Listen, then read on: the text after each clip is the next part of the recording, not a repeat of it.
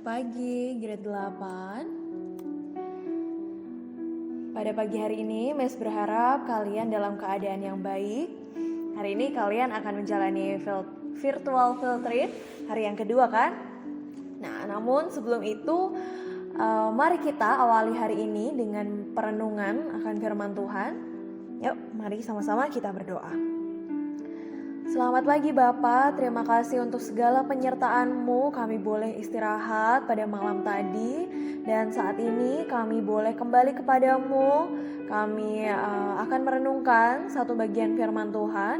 Kiranya Kau boleh sertai kami, berikan hikmat pada kami untuk kami boleh memahami apa yang hendak Kau sampaikan kepada kami pada pagi hari ini.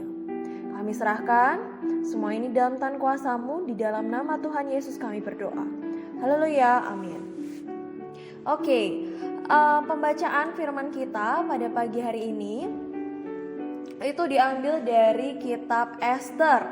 Ester 4 ayat 1 sampai 17. Kemarin kita sudah mendengar bahwa ada seseorang yang bernama Haman yang dia punya rencana dan bahkan menetapkan sesuatu yang sangat jahat, yakni melenyapkan semua orang Yahudi.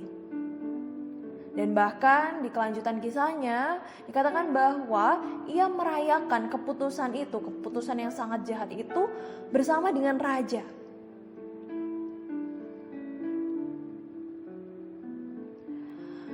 Nah, kali ini kita mau lihat kelanjutan kisahnya. Pada perikop kali ini, kisahnya ini akan bergeser kepada yang namanya Ester dan Mordekai.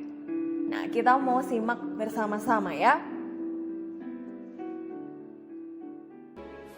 When Mordecai heard this news, he was completely distraught. The other Jews also heard about it, and everyone cried and prayed to God.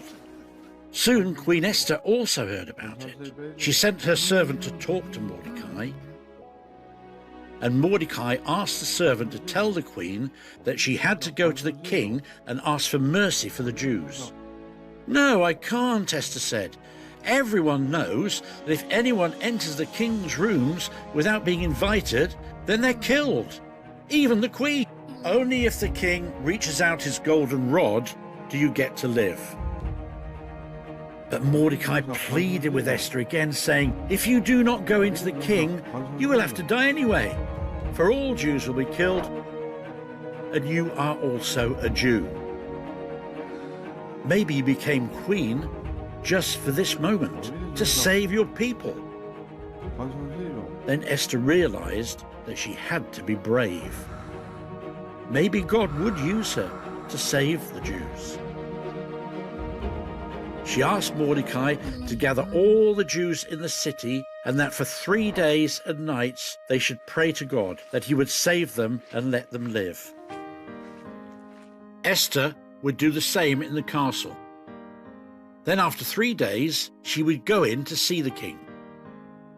On the 3rd day, Esther put on her finest clothes. Then she went to the king's castle. Maybe the king would get angry, maybe not. Nah, pada pasal ini Esther dan Mordekai menyusun sebuah rencana, yakni Esther akan mengungkapkan identitasnya kepada raja bahwa ia adalah seorang Yahudi, dan memohon kepada raja untuk membalikan ketetapan yang mana yang tadi, di mana orang Yahudi akan dilenyapkan. Nah, kalau kita pikir Esther ini kan istri raja ya, berarti kemungkinannya cukup besar kalau dia meminta sesuatu kepada raja, kemungkinan untuk dipenuhi begitu ya. Nah, tapi kalau Esther ini tiba-tiba datang sama raja, minta permohonan, terus mengaku kalau dia orang Yahudi, ini akan timbul masalah nih. Kenapa? Karena menurut hukum Persia pada saat itu, apabila ada seseorang, siapapun itu, yang datang kepada raja tanpa ada undangan khusus dari raja, maka orang itu akan dikenakan hukuman mati. Kecuali raja mengulurkan tongkat emasnya, maka orang itu akan tetap hidup. Nah, tapi ada masalah lagi nih. Sudah 1 bulan Esther ini tidak dipanggil oleh raja. Nah, kalau Esther ini nekat bertemu dengan raja, ya maka bisa jadi Esther ini akan kena hukuman mati karena dia tidak punya undangan untuk menghadap raja. Nah, ketika Esther menyampaikan hal tersebut kepada Mordekai, gimana ya respon Mordekai? Nah, kita lihat nih ya. Mordekai berkata bahwa jangan mentang-mentang kamu istri raja nih ya, jadi kamu bisa luput dari pemusnahan orang Yahudi ini. Sudahlah, mengaku saja. Siapa tahu dengan kamu mengaku, kamu bisa diangkat jadi ratu loh. Kalau kamu beruntung, kalau Tuhan berkehendak, kamu bisa diangkat jadi ratu. Siapa tahu itu jalanmu. Nah, terjadi kebingungan nih ya. Gimana ini ya Esther? Mungkin posisi Esther saat itu seperti itu, bingung, galau. Tapi akhirnya Esther ini memutuskan dia rela berkorban bagi bangsanya. Bahkan dikatakan ia rela mati agar bangsanya ini tidak dimusnahkan. Nah, itu tentang perikop hari ini. Nah, Miss mencoba berpikir dari sisi Esther ya. Ini kalau Miss bayangkan, pasti Esther ini ya sangat galau, bingung. Ini saya ini pengen bantu bangsa saya. Dan ini jalan satu-satunya adalah ya saya harus ngaku kalau saya orang Yahudi. Dan minta sama raja supaya ya dibalikkan ketetapan itu. Tapi satu sisi saya takut. Ya kalau raja terima saya. Kalau tidak ya saya akan mati. Tapi kalau raja terima, siapa tahu saya jadi ratu. Nah, kira-kira seperti itu ya yang ada di pikiran Esther.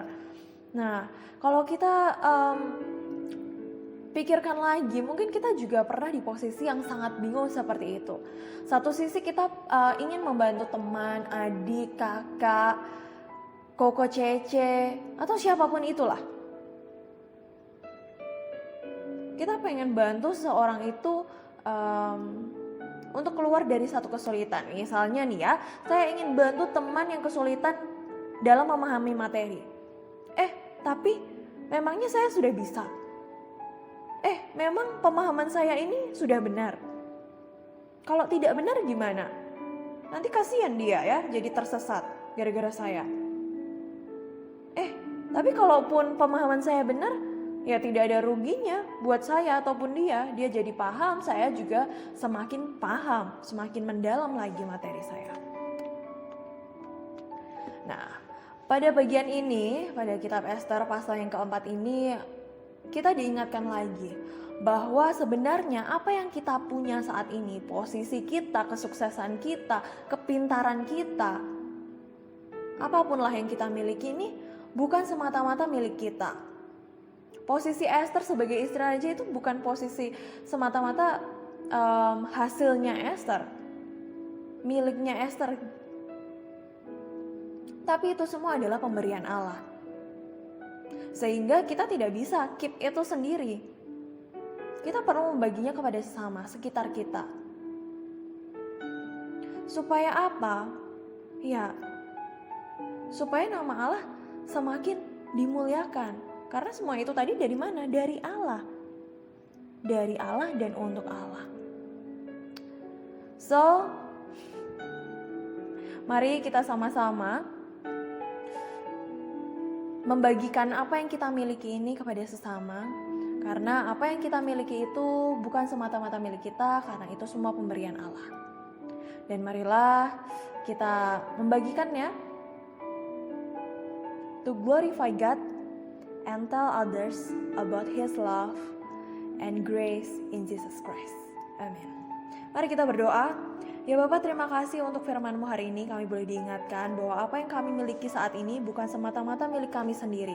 Tapi kami perlu membaginya kepada sesama. Kami perlu membagikan apa yang sudah kami dapat tentang kasih-Mu, kesetiaan-Mu kepada sesama kami.